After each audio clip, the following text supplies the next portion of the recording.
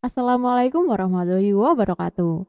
Halo gengs, jumpa lagi bersama Michan di channel Kisah Misteri. Kali ini Michan akan menceritakan kisah misteri yang berjudul Tuyul Sambal Penglaris. Cerita ini ditulis oleh Rama Atmaja. Kalian bisa kok kunjungi tweet beliau ya, di @ramaatmaja_hcr. Link akan Michan sediakan di kolom deskripsi ya. Oke, daripada lama-lama, langsung saja masuk ke ceritanya. Tuyul Sambal Penglaris. Beberapa tahun yang lalu, kala malam tiba seperti biasanya kita ngumpul dan main kartu remi. Melekan, iseng-iseng dan saling ejek untuk yang kalah. Karena kita tak pernah main kartu memakai uang. Sudah ada 4 orang berkumpul di depan rumahku, atau lebih tepatnya di belakang kantor pulsa Bang Gatot. Sudah ada 4 orang. Kartu mulai dikocok dan kita mulai bermain. Seperti biasa, aku sering kebagian mengocok kartu dan diejek karena selalu kalah. Namun sudah biasa, lagian kita bercanda dan sering tertawa karenanya. Waktu itu ada Rama, Midun, Bang Gatot, dan Roy, dan kita masih asik bermain. Lalu tercium bau busuk cairan telinga. Bau busuk, ucap Midun menutup hidung. Bau busuk yang tak lain dari bau makhluk tersebut membuat Rama berujar, "Awas, hati-hati, jaga uang kalian." Dengan sigap mereka memegangi saku dan dompet. Beda dengan Rama yang masih santai karena tidak pegang uang. Bang Gatot juga waktu itu tidak memegang dompet. Dia meletakkan dompetnya di bawah pintu konternya.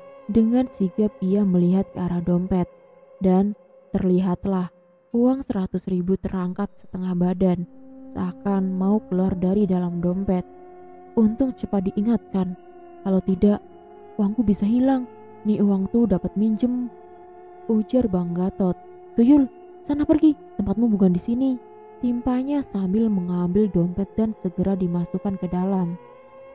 Ada lagi satu cerita dari seorang teman, sebut saja namanya Rano. Waktu itu Rano sedang nongkrong di pos bareng Didi. Seperti yang pernah kita alami, mereka juga mencium bau yang sama kala itu. Aneh, tetapi benar terjadi. Mereka melihat uang yang melayang-layang. Loh, itu uang kok melayang?" ucap Rano terbata, bingung dengan apa yang dia lihat. Perlahan, uang tersebut hilang dari pandangan. Rano baru sadar dan mengecek saku celananya. "Sial, uang bayaran untuk nelayan malah hilang," ujar Rano dengan nada kesal. Rupanya Rano dan Didi duduk di pos sambil menunggu teman nelayannya untuk membagikan bayaran tersebut. Barangkali ada yang belum tahu kalau tuyul tidak seperti di acara televisi yang kalau mencuri bisa mendatangkan kekayaan. Namun kenyataannya mereka hanya mengambil beberapa lembar saja, namun kebanyakan hanya selembar uang. Berhati-hatilah saat mencium aroma cairan telinga. Bisa jadi ada tuyul di dekat Anda. Baiklah, sekian untuk cerita seputar tuyul. Kita langsung ke inti ceritanya. Sudah siap? 4 tahun yang lalu, malam itu istri dari teman melahirkan dan Rama pun ikut bergadang di rumahnya. Rumahnya lumayan jauh karena di desa nelayan lama dan ada di ujung desa. Sedangkan rumah Rama berada di desa nelayan baru. Batas antar desa adalah area persawahan. Rama tidak memiliki kendaraan untuk ke sana. Jadi dia dihampiri sama teman, sebut saja namanya Adi. Namun sebelum berangkat ke tempat tujuan, Rama berinisiatif untuk membeli bakwan. "Bagaimana kalau beli bakwan dulu? Terus kita bawa ke sana." Bakwan yang terkenal karena sambalnya yang berasa begitu nikmat. Bahkan ada teman yang sampai meminum sambal layaknya kuah, saking enaknya. Warung bakwan Bu Ida buka sampai 24 jam dan terkenal sampai ke desa tetangga. Warungnya selalu ramai pengunjung. Untuk beli bakwan saja sampai mengantri. Setelah membeli bakwan, kita bergegas ke rumah Wahyu yang istrinya baru saja melahirkan. Rumahnya ini bisa terbilang baru dan dibangun di atas tanah yang dulunya perkebunan. Kiri dan kanan rumahnya masih banyak pepohonan. Untuk belakang rumah hanya menyisakan beberapa meter lahan kosong dan setelahnya pepohonan yang lumayan tinggi. Sesampainya di rumah Wahyu, rupanya sudah ada beberapa orang yang tiba di situ. Mereka duduk di teras rumah. Aduh, gak mungkin cukup nih bakwan kalau orangnya sebanyak ini, pikirku. Begadang kok di sini, ke belakang aja yuk. Kalau bagian belakang tak ada yang menjaga, bisa berbahaya. Pintaku beralasan karena tak enak dengan yang lain. Rama berhasil membujuk. Setidaknya 4 orang dan mau mengikuti Rama jaga area belakang rumah. Untuk keempat orang ini sebut saja namanya Bambang, Cipto, Rangga, dan Said. Jadi total keseluruhannya ada 6 orang termasuk Rama dan Adi. Rama membuka tikar dan diletakkan di atas tanah. Setelahnya kita duduk dan bungkus plastik bakwan pun dibuka. Ayo makan, mumpung masih hangat, ajakku. Beli di mana? Tanya Bambang. Beli di mana lagi kalau bukan beli di Bu Ida? Jawabku. Aku kurang suka sama bakwan, ucap Bambang. Loh, memangnya kenapa? Enak kok, yang dari jauh saja. Sampai rela, walau sudah lewat tengah malam dan datang ke warung Bu Ida, jelasku lagi. Namun Bambang tetap tidak mau. Tanpa berucap lagi dan hanya menggelengkan kepalanya. Karena Bambang tidak mau, jadi hanya kita berlima yang memakan bakwan tersebut. Dan tidak lama, Wahyu keluar lewat pintu belakang sambil membawa air panas, kopi sasetan, dan beberapa toples berisi cemilan. Kok di sini? Mengapa nggak ikut kumpul di depan? Tanya Wahyu. Enakan di sini, adem. Di sini kan masih banyak pepohonan. Dan kalau kita di depan semua, takut kecolongan, jelasku. Di sini kalau ada yang baru melahirkan, selalu diadakan acara melahirkan. Agar bayi yang baru dilahirkan tidak dimangsa sama makhluk pesugihan atau orang yang mempraktekkan ilmu hitam. Kita pun terus mengobrol, sedangkan Wahyu kembali masuk ke dalam rumah untuk menjaga anak pertamanya. Lelaki, namun kembar. Kita asik mengobrol sampai tak terasa sudah lewat tengah malam. Keempat orang tadi mulai berkeliling sekitar rumah, sedangkan Rama dan Adi masih berdiam di tempat. Seperti biasanya, Rama membuat alasan agar tak ikut berkeliling. Rama beralasan kalau ada yang harus berjaga di tempat. Hawa tidak enak mulai terasa. Entah mengapa, Rama seakan merasakan sesuatu yang lain. Di, awas, di belakangmu ada sesuatu, ucapku memperingatkan. Tanpa bertanya, Adi pun bergeser tempat duduk. Rama merasa ada sesuatu yang janggal di atas tanah itu. Setelah Adi menggeser duduknya, Rama menyikap tikar tersebut. Oh, pantas ada tulang kambing, ucapku sambil menunjukkan adanya tulang kambing. Tanpa pikir panjang, Rama mengambil tulang tersebut dan melemparkannya jauh ke arah pepohonan yang rindang. Singkat cerita, azan subuh sudah lewat, menunjukkan waktu sudah pagi. Malam itu kami lalui biasa-biasa saja dan tak ada gangguan, hanya mencium aroma wewangian saja. Hari berikutnya, Rama kembali dijemput sama Adi. Waktu itu kita langsung berangkat. Dan setibanya di rumah Wahyu, kita langsung ke belakang rumah. Nambah 2 orang lagi yang ikut jaga di bagian belakang. Sebut saja namanya Waryo dan Enda. Aduh Di, kita lupa beli bakwan, ucapku. Yuk kita balik lagi, jawab Adi. Kita pun kembali ke desa nelayan baru untuk membeli bakwan Bu Ida. Namun sesampainya di sana, warungnya tutup. Aneh, biasanya selalu buka, tapi kenapa tutup? Tanyaku.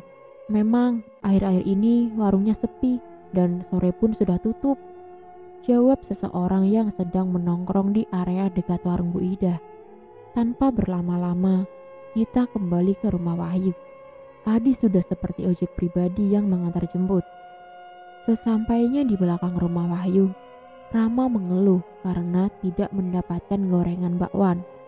Kok sekarang warung Bu Ida sudah tutup?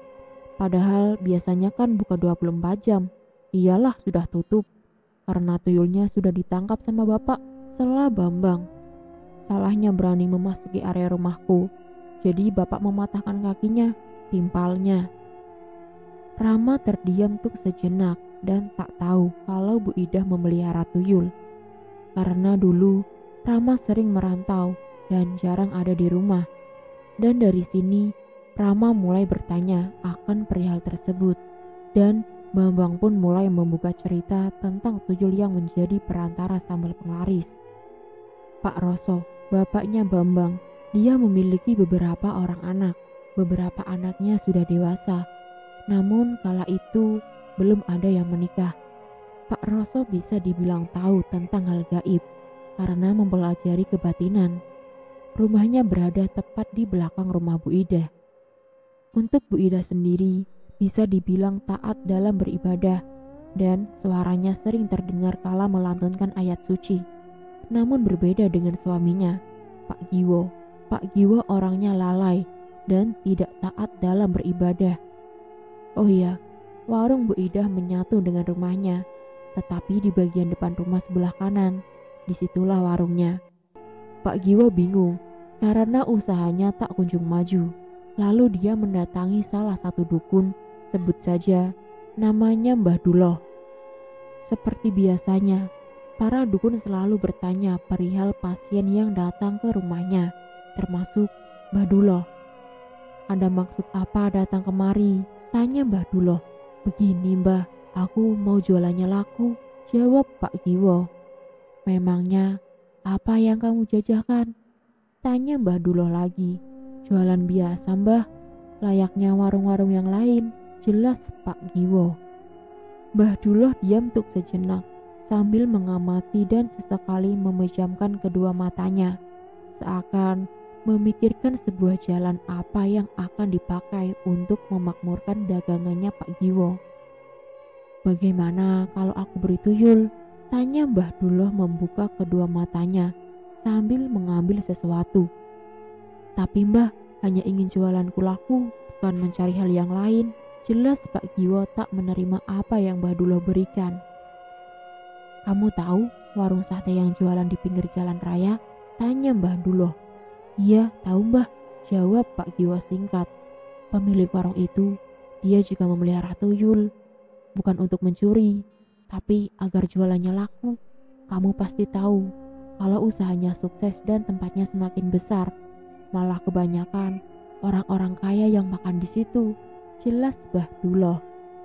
Memangnya apa yang bisa dilakukan tuyul itu sampai bisa membuat jualan laris? Tanya Pak Giwo lagi yang masih ragu. Ingusnya, jawab Mbah Duloh singkat. Ingusnya? Tanya Pak Giwo lagi yang semakin bingung. Ingus dari tuyul bisa membuat orang ketagihan, ucap Mbah Duloh. Aku sarankan kamu berjualan yang berkaitan dengan sambal. Aku jamin jualanmu akan laku keras, timpalnya. Akhirnya Pak Giwo menerima bungkusan kain berwarna putih dari Mbah Duloh dan tak lama dia pun pulang. Pak Roso melihat gelagat yang aneh dari Pak Giwo, tetapi dia hanya diam dan hanya memperhatikannya saja. Pak Roso tahu kalau Pak Giwo membawa serta tuyul ke rumahnya, namun dia masih memilih untuk diam. Beberapa hari telah berlalu. Bu Ida sudah menambahkan menu baru di warungnya. Bakwan goreng dadakan atau yang digoreng ketika ada yang beli. Jadi bakwannya selalu hangat dan tak dingin. Untuk memastikan hal tersebut dan agar tahu tuyul itu milik siapa, Pak Roso mendatangi warung Pak Giwo hanya sekedar untuk membeli rokok. Namun matanya melihat hal yang lain. Dilihatnya ada tuyul sedang duduk di atas meja. Di dekatnya ada mangkok berisi sambal. Tuyul itu meludahi dan meneteskan ingusnya di dalam mangkuk berisi sambal. Tetapi Bu Ida tak menyadari akan hal tersebut karena suaminya tak menceritakan hal itu. Mual, jijik, Ketika Pak Roso melihat hal tersebut dan selesai membeli rokok, dia kembali pulang sambil menyampaikan orang rumah agar tidak membeli bakwan di situ. Pak Roso juga mengingatkan agar hal tersebut tak diketahui oleh orang banyak karena Pak Roso masih menghargai Pak Giwo yang masih tetangganya. Warung Bu Idah kian hari semakin ramai pengunjung. Walau mereka mengantri untuk membeli bakwan, tetapi tak ada yang mempermasalahkan hal tersebut. Hari demi hari, kabar bakwan Bu Idah pun semakin menyebar luas, bahkan sampai ke desa-desa tetangga. Bu Idah sampai kurang tidur, karena buka sampai 24 jam. Walau kadang digantikan oleh anaknya untuk menggoreng, tetapi tidur Bu Idah tidak nyenyak. Pak Roso sendiri tak menghiraukannya dan menutup rapat-rapat. Tetapi ada satu hal yang akan membuatnya bertindak kala tuyul itu berani memasuki area rumahnya. Tahun berganti tahun, dan entah mengapa tuyul itu main sampai ke belakang rumah. Dilihatnya rumah Pak Roso dan tanpa ragu, tuyul itu memasuki halaman rumahnya. Pak Roso hanya diam, pura-pura tak mengetahui keadaan tuyul peliharaan Pak Giwo. Tetapi ketika tuyul itu semakin lancang masuk ke area rumahnya, dengan sigap Pak Roso menangkap tuyul tersebut dan langsung mematahkan kakinya. Aduh, terdengar teriakan yang amat keras dari rumah Pak Giwo. Nampaknya Pak Giwo mendadak merasakan sakit yang teramat ketika Pak Roso mematahkan kaki si tuyul. Pak Giwo sakit, seperti sakit yang tuyul peliharanya alami. Karena kakinya yang sakit, tuyul tersebut tidak bisa lagi mendekati sambal yang biasa dipakai buat tambahan penyedap bakwan. Dan Pak Giwo tak mungkin bisa mengangkat tubuh tuyul tersebut sampai ke atas meja. Untuk menopang tubuhnya sendiri pun, dia sudah tidak mampu lagi. Dan dampaknya, warung sudah jarang buka. Bu Ida semakin khawatir dengan kondisi suaminya, karena sudah berobat ke sana kemari, namun tak kunjung sembuh. Jualan yang tadinya laku keras, mulai kian sepi, modal kian menipis, karena pemasukan mulai menurun, dan uangnya pun dipakai untuk biaya berobat Pak Giwo. Kembali ke awal cerita Bambang, tepatnya di belakang rumah Wahyu. Oh, jadi seperti itu, tanya Rama. Wek. Ada beberapa orang sempat mau muntah ketika tahu kalau sambal Bu Ida mengandung liur dan ingus tuyul. Sudahlah, kan sudah dimakan, mau bagaimana lagi? Ucap Rama tersenyum sambil melihat mereka yang matanya sudah berair karena mau muntah. Setelahnya, malam tersebut kita habiskan untuk mengobrol cerita horor. Bambang juga lanjut bercerita tentang area yang pernah didatangi Pak Pandu kala itu. Waktu itu, dia sedang duduk di pos. Tak lama ada orang pulang memancing, orang dari desa lain. Dia mendatangi Bambang dan teman-temannya yang sedang nongkrong di pos. Di area situ hebat banget ya, dari pocong, kuntilanak, tuyul, bahkan ada buto ijo pula, ucap orang tersebut menjelaskan. Lalu sedikit berbincang dan kembali berjalan pulang. Di area bagian itu, atau yang dekat, tak ada yang berani memegang uang dengan jumlah besar. Kebanyakan menaruhnya di bank dan memilih untuk menumpuk hutang. Setelah hutang sudah lumayan besar, mereka baru mengambil uang untuk membayar hutang-hutangnya. Jadi di area ini, hutang piutang sudah wajar, walaupun orang tersebut terkenal kaya. Waktu itu Bang Gatot pun pernah kehilangan uang di area sini. Kala itu dia sama pamannya, sebut saja Genta.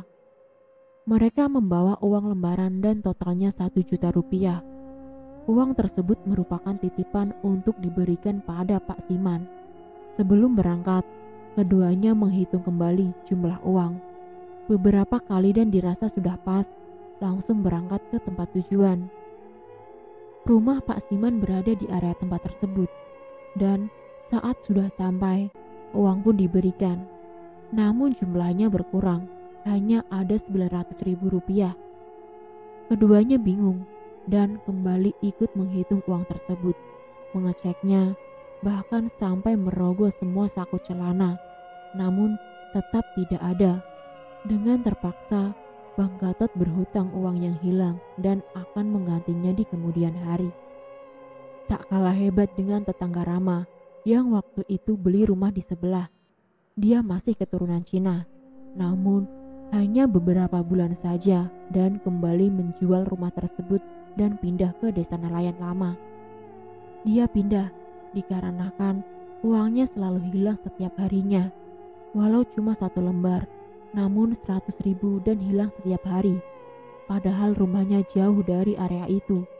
Namun tak menutup kemungkinan karena si pelaku pesugihan tahu mana orang yang beruang. Beberapa hari berselang, Rama tak lama bergadang di rumah Wahyu karena sudah tak ada acara melekan. Namun belum ada panggilan kerja dan terpaksa menganggur. Hingga sebulan kemudian kakaknya Adhar pulang, sebut saja namanya Rahmat. Rama punya sedikit kesensitifan dan dialah yang awalnya mengajak Rama untuk beli bakwan Bu Ida. Mas tahu sambal Bu Ida bercampur dengan ingus dan liur tuyul?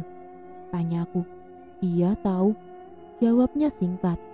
Kalau tahu, mengapa mengajak beli bakwan di warung Bu Ida? Tanyaku kesal. Ya nggak apa-apa, habisnya kan enak. Jawabnya lagi seakan tak punya rasa bersalah. Hah? Rama kaget dan menepuk jidatnya. Dan selesai. Sekian dan itulah kisah misteri dari cerita yang berjudul Tuyul Sambal Penglaris. Terima kasih Michan ucapkan untuk kalian yang sudah mau menonton video kali ini. Dan tak lupa Michan ingatkan untuk tekan tombol like, komen, share, dan subscribe ya gengs. Dan tekan juga tombol lonceng untuk mengaktifkan notifikasi cerita yang selanjutnya. Bye-bye. Wassalamualaikum warahmatullahi wabarakatuh.